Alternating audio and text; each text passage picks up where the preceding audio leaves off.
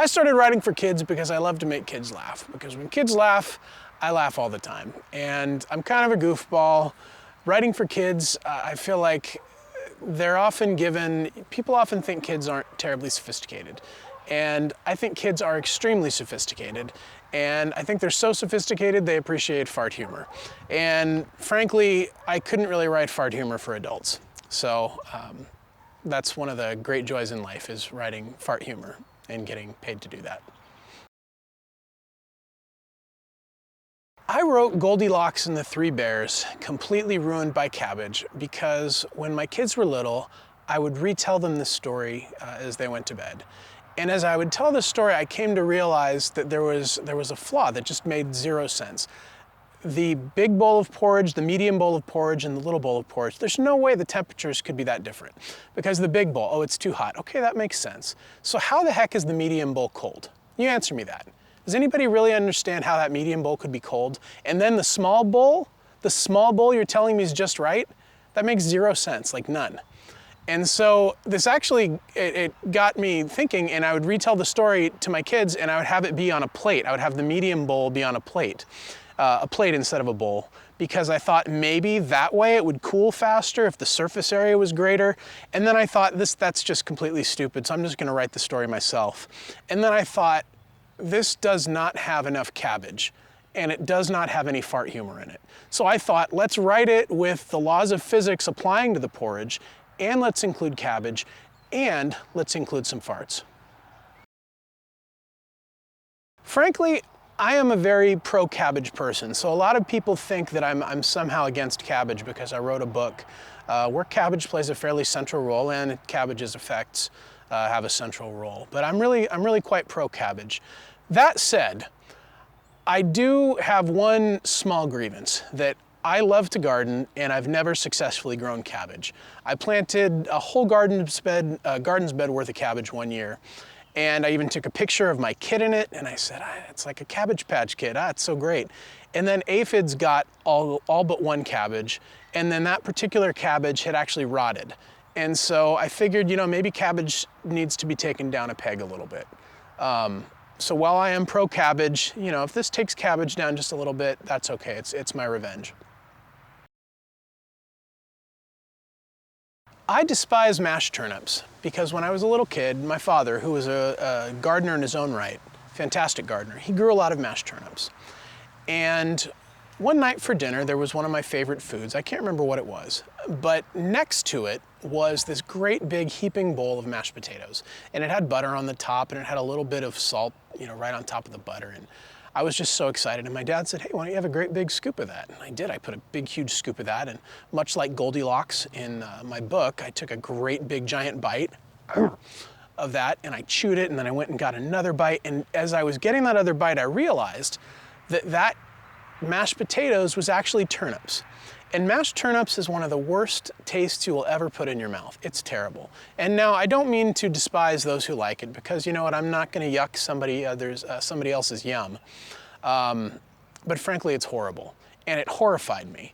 And my father's passed away, and so of course I've forgiven him, because I'm not going to hold a grudge for somebody who's died. But if I was going to hold a grudge against my dear father, it would be for that. The person who first inspired me as a reader was my big sister, Mary. And I remember as a kid, Mary would read to me almost every night. And she was 5 years older than I am. It's funny, when we go out in public, though, everybody thinks I'm the older one. So take that for what you will. But when I was a little kid, Mary would read to me, and my goal in life was to be as good of a reader as Mary was.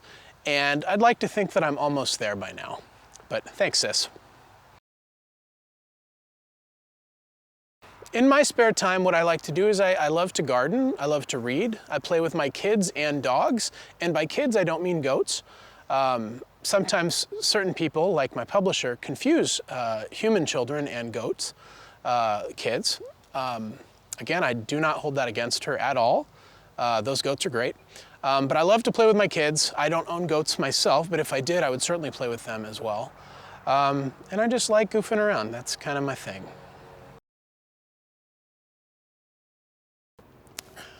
What matters to me most as an author is making people laugh.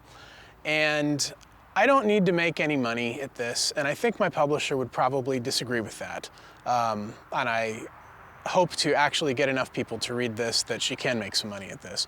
But that said, what matters to me most is making people laugh.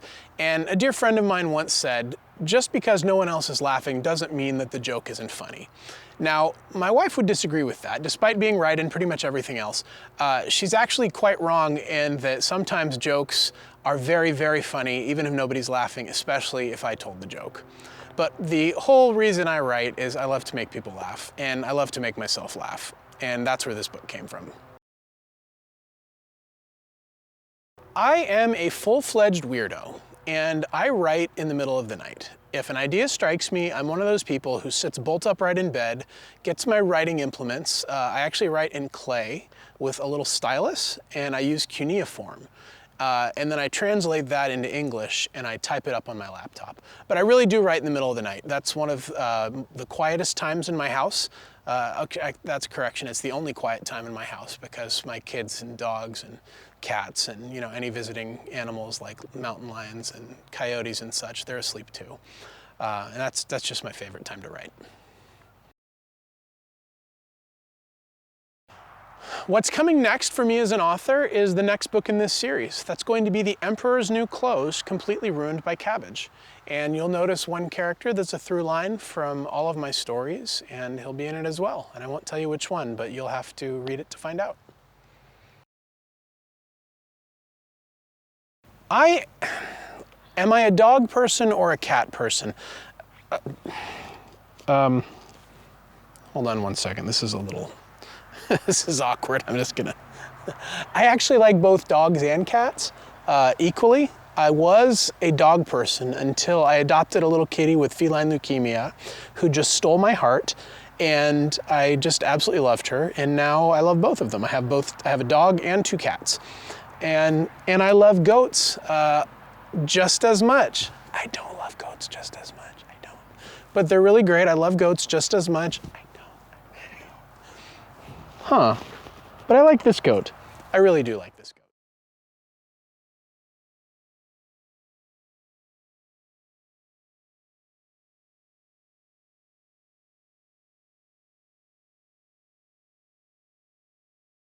I forgot the question already. I'm sorry. These are going to be great actors.